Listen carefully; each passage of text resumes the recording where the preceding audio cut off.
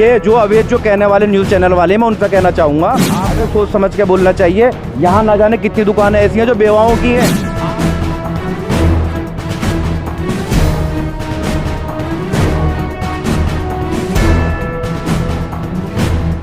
अवैध है। अरे जब ये बन रहा था तब पार्षद भी यहीं पर थे, विधायक भी यहीं पर थे, पुलिस प्रशासन भी यहीं पर थी, एमसीडी के लोग भी यहीं पर थे। क्यों बनने दिया अगर ये अवैध जगह थी ना यहाँ पे? और बाकी जो ये हादसा हुआ ये ऐसा तो नहीं है कि रोज ही होता है।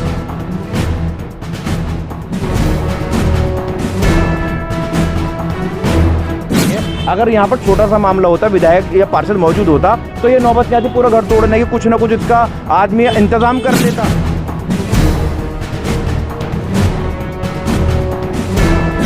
आप पूरी ओखला की आवाम इस बारे में चर्चा में कर रही है कि हादसा कैसे हो गया। ना विधायक आएगा ना काउंसलर आएगा। कहाँ है काउंसलर, कहाँ है विधायक? लेकिन वोट मांगने तो आ जाएंगे।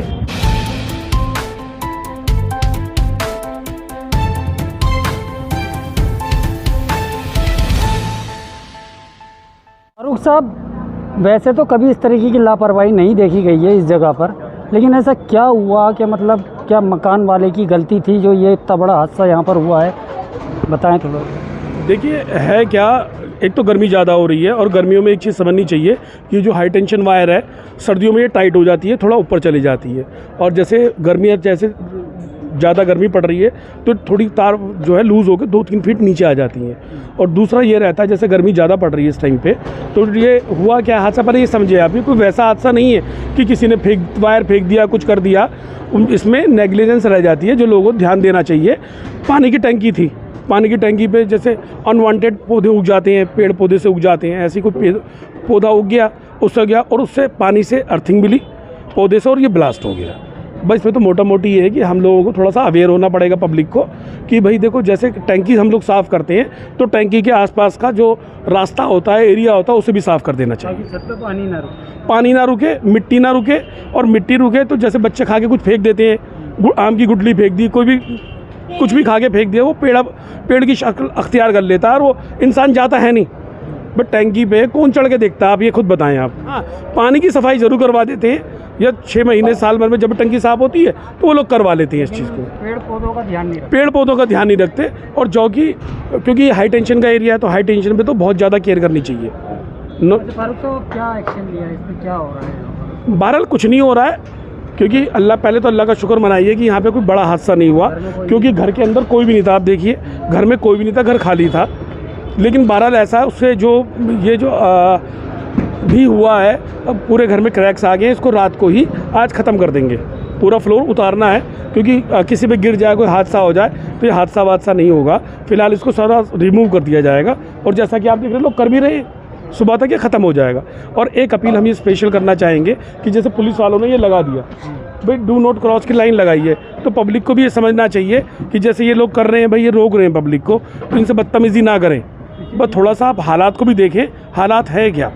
भाई पुलिस प्रशासन तो चिट लगा के चली गई, अब तो ये लोकल मकामी लोग हैं यही तो करेंगे कि भाई किसी बच्चे से बोल दिया। और क्योंकि आजकल के बच्चों में जो थोड़ा सा जोश ज़्यादा है, वो छोटे बड़ों की तमीज़ का दायरा भूलते जा रहे हैं, तो अगर रोक रहे हैं तो इनसे बदतमीज़ी ना की जाए। आज के टाइम में ये कमअखली का मामला है कि इंसान अगर किसी को किसी कार्य से रोकता है तो वो ये सोचता है मुझे क्यों रोक रहा है। वो अपने आप को अब मजबूत दिखाना चाहता है कि भाई मुझे रोक रहा है तो मैं ऐसा ताकतवर हूँ। उसे ये नहीं पता है हमारे फ़ायदे के लिए रोक रहा है। ये कमअखली कह लें आप, या एक आदमी को ओवर थिंकिंग कह लें कि भाई यहाँ ही से निकलूँगा मैं, किसी के बाप ने थोड़ी लगा रखा है, वहीं पुलिस वाले कर्मचारी खड़े हो तो इनकी औकातें नहीं है, ये अपने घरों में जाके बढ़ जाएंगे। मुस्लिम समाज हर जगह पिट रहा है, जहाँ ज़रूरत होती है हमारी आवाम को वहाँ तो नहीं पहुँचेंगे, जहाँ ज़रूरत नहीं है अपने को ऐसे ताकतवर बन के दिखाएंगे जैसे इनसे मजबूत, या मैं भी हूँ उनमें, हमसे मजबूत कोई नहीं है। वो लड़ाई इस बात की तो है कि अपने को जानते हैं इस मारे लड़ रहे हैं, वरना अभी कुछ दिन पहले तिल्लोकपुरी में एक मुस्लिम समाज के बच्चे को मार दिया, 14 साल के बच्चे को मार दिया। ओखला का एक भी व्यक्ति जो अपने आप को बाहुबली समझता, जो अपने आप को नेता समझता, उसकी औकात नहीं थी तिल्लोकपुरी जाने की। वहाँ कौन लोग पहुँचे, बाहर के लोग गए, मगर यहाँ इतनी आबादी, अब 10 लाख की आबादी है मुस्लिम समाज की, मगर किसी में हिम्मत नहीं थी वहाँ जाने की। ये लोग वो हैं जो अपने को दबा लेते हैं, बाहर वाले से पिट के आ जाते हैं। ये कमअखली है। ये लाइन क्रॉस करने में क्या समझ रहे हैं वो लोग, कि मतलब अपनी बहादुरी समझ रहे हैं कि कुछ टाइम बच जाएगा, यूं ही निकल जाएंगे, घूम से दूर से आएंगे तो हमारा दूरी थोड़ी, बस एक थोड़ा सा फ़र्क है, इतनी सी दूरी है।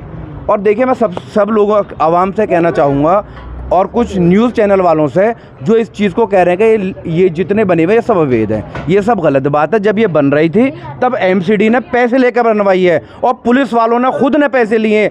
आज भी अगर ये दोबारा बनेगा तो पुलिस वाले भी यहाँ से पैसे लेकर जाएंगे और एमसीडी वाले भी पैसे लेकर जाएंगे। ये लोग समर सेवल पर तो छोड़ते नहीं है, समर सेवल पर 15,000 रुपये लेकर जाते हैं।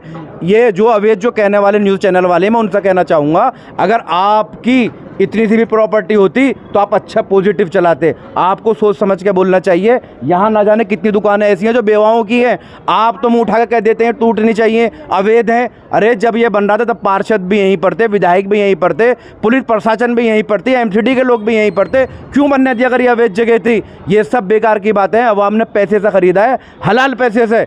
जो भी इस चीज़ का प्रोपेगेंडा चला रहा है, इससे पहले ग्राम समाज की ज़मीन में शाहीन बाग में चलाया गया था, वहाँ आज भी रेट डाउन हुआ है। इन लोगों को अफरा तफरी मचाने का शौक़ है, अपनी छोटी सी वाहवाही के चक्कर में लोगों के करोड़ों रुपए का नुकसान करवा देते हैं। इन्हें शर्म आनी चाहिए कि ये सब बगैर सोचे समझे कुछ भी जवाब दे देते हैं अपने चंद पैसों कमाने के लिए, अपने वाहवाही के लिए। ये गलत है। यहाँ पर जितनी भी चीज़ें बनी हुई हैं सब वैध हैं। अवैध वो होती है जैसे मैं रोड पर मकान बना लूँ। जब ये मकान बन रहा था क्या दिल्ली में एमसीडी नहीं थी? क्या दिल्ली के अंदर विधायक मौजूदा नहीं थे? दिल्ली में पार्षद नहीं थे? दिल्ली में प्रशासन नहीं था? सब ये सही है। पुलिस प्रशासन की लापरवाही ये है। अब एक बात बताएं, शरण विहार में आज भी बिल्डर वहाँ रोडें बनवा रहे हैं, क्यों एमसीडी नहीं रोक रही वहाँ जाकर? क्यों पुलिस प्रशासन नहीं रोक रही? आज भी लैंटर डल रहे हैं शरण विहार में, जबकि इस चीज़ को सरकार ने कह दिया वो डीडीए की ज़मीन है, मगर सारी चीज़ धड़ल्ले से हो रही है। आज भी वहाँ 80,000 के रेट है। तो इसमें आवाम की गलती नहीं है। आवाम तो ये सोचते हैं 10 आदमी रह रहे हैं हम भी मकान बना लें। अवेयरनेस के लिए बस यही है कि इंसान को अपना इस चीज़ पर ध्यान रखना चाहिए कि जैसे पेड़ हो गया था तो इस पर ध्यान रखना चाहिए था कि पेड़ ना होता उसको कटवा देते, समझ रहे हैं। लेकिन मजबूरी ये है कि यहाँ पर हाई टेंशन का वायर ऊपर है, छत आदमी सीढ़ियाँ नहीं बनाता है। वो इसलिए नहीं बनाता है कि कोई भी अनजान आदमी आए उस पर चला जाए, उसके साथ हादसा हो सकता है। ये अवाम उनके फ़ायदे के लिए ही करती है, ऊपर जीना न बनाने से। मगर इसमें अफरा तफरी मचाना, इसको अवैध बताना, ये सब गलत है। मैं हाथ जोड़कर निवेदन करता हूँ, यहाँ पर लोगों के ऐसे लोग भी हैं जिनके पास यही सहारा है घर चलाने का। किसी का वालिद साहब नहीं है, किसी की माँ नहीं है, कुछ 50 ऐसी बेवाएँ भी हैं जिनके यहाँ पर मार्केटों में दुकानें हैं। तो ऐसे प्लीज़ लोगों को पैनिक ना करें कि वो लोग डर जाएं या वो लोग अपनी सस्ती ज़मीन बेचें और बिल्डरों के फ़ायदे हो जाएं। अभी हमारे अगले हाइट शाहीन बाग 40 फुटे पे मेहरबान एक दुकानदार है, उसकी दुकान पे भी सील लग गई। ये तो हमारे मुस्लिम समाज में ये तरीका हो गया है। एक दिल्ली में विधायक नेगी है नाम का है, वो मुस्लिमों को देखता है कि मुस्लिम समाज का है, उसके जूस का दुकान बंद करवा देता है, उसके ठेले वाले को भगा देता है। यहाँ पर वही यहाँ पर हो रहा है। यहाँ के जो पार्षद विधायक हैं वो भी मुस्लिमों को टारगेट कर रहे हैं, तो मुसलमान कहाँ जाएगा? बल्कि पार्षद और विधायक को तो अपनों की रहनुमाई करनी चाहिए, उनका बल्कि समर्थन करना चाहिए। जैसे मकान टूट गया, पता कि इनके हालात कैसे हों, यही दुकान हो इनकी, लोगों को तो मदद करनी चाहिए। मगर यहाँ पर क्या है, यहाँ पर तो ये इसकी दुकान कैसे तोड़वाओ इसे, ये बनाएगा तो पुलिस में मुखबरी करेंगे, एमसीडी में कंप्लेंट लगाएंगे। मुंह को हराम लगा हुआ है और उसमें मैं जिम्मेदार पार्षद विधायक की कहूँगा। अगर ये मजबूत हो तो ना कोई बोलने वाला हो, ना पुलिस की इतनी हिम्मत हो कि यहाँ के खड़ी हो जाए। मीडिया भी गलत है, क्यों अवैध बता रही है? हिम्मत है ना वो खरीद कर दिखाए दुकान खरीदने में आदमी को 40-50 साल लग जाते हैं। ऐसे ही नहीं है कि हराम की दौलत आए दुकान लेकर खरीद कर बैठ गए। जो ये हाई टेंशन जो है पूरी दिल्ली में है और ये आज से नहीं है, 100 साल से अंग्रेजी हुकूमत के टाइम से है। और इसमें जो टोटल गलती रही है किसी की नहीं रही है। इसमें जो भी रही गलती, पुरानी गलती तो भूमाफियाओं की है, उन्होंने प्लॉटिंग क्यों की। अब गरीब गुरबा लोग गांव से ज़मीन बेच बाच के यहाँ पे आ गए हैं, गलती तो सारी उनकी है। आज वालों की क्या गलती है? उसे तो ले ली भाई। अभी भी अगर किसी के घर का कोई मर जाए और कोई पैसा फर्द मर जाता है, आदमी बोलता मैंने दुकान किराए के लेके छोड़ देते, उनके बच्चों का पेट पल जाता है। कल को तो आज इस बात, कल को जलजला आ गया है, तेज़ तूफान आया था, एक आदमी हवा में उड़ गया, तो हवा की गलती होगी उसमें, या उसमें जो मौजूदा लोग होंगे उनकी गलती होगी? एक हादसा होता है, वो हो जाता है, आदमी अपनी ज़िंदगी आगे देखता है। उस गलती को दोहराना आदमी चाहता नहीं कि गलती को दोहराऊँ। अगली बार इंसान ये करेगा जो टंकी के आसपास की ध्यान रखेगा उस चीज़ को, और इस चीज़ पर ख़ास तौर से ध्यान रखेगा कोई पेड़ ना हो जाए। अवैध क्या है? आज से थोड़ी रह रहे हैं लोग यहाँ पे। हमारी तो खुद की पैदाइश यहीं की है, 30 साल 50 साल से लोग रह रहे हैं यहाँ पे। भाई किसान से ख़रीदी हुई ज़मीनें हैं ना यहाँ पे। और बाकी जो ये हादसा हुआ है, ये ऐसा तो नहीं है कि रोज़ ही होता है।